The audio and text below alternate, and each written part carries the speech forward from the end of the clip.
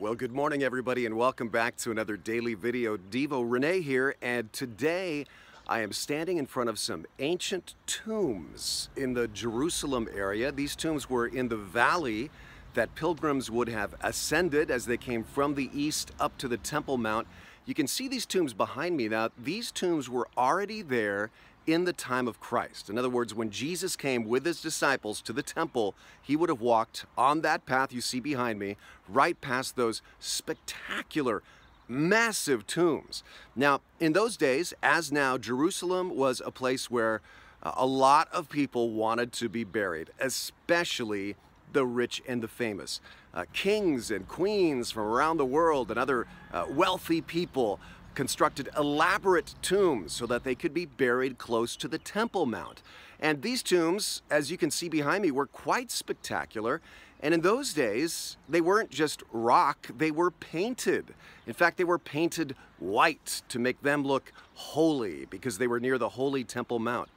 And these were the tombs, perhaps these very tombs behind me, that Jesus was referring to when he was strolling through this town toward the end of his earthly ministry, and he criticized the religious leaders of the time. He said, "Woe to you, you Pharisees, you teachers of the law, you hypocrites." He said, "You are like whitewashed tombs, which on the outside are beautiful, but on the inside are full of dead men's bones and everything unclean." You know, if you're like me, I just pictured Jesus talking about like a tombstone, like we might see in an American cemetery. But he was talking about these spectacular graves that the high priests and the leading families would construct for themselves. They were more elaborate, probably, than the homes they lived in. And as I said, they were literally painted white, whitewashed, so they would look beautiful.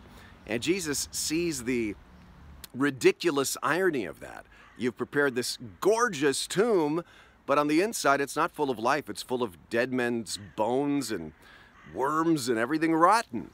And Jesus is making a metaphor from those tombs to your spiritual life and my spiritual life. He's saying it is possible to allow religion and all the trappings of religion to mask what's really going on inside of you. And he says that's devastating. That's very dangerous. He says instead, be real. Be real with God. Be real with other people. Don't be a whitewashed tomb like the tombs behind me. You might have heard the saying, revealing your feeling is the beginning of healing.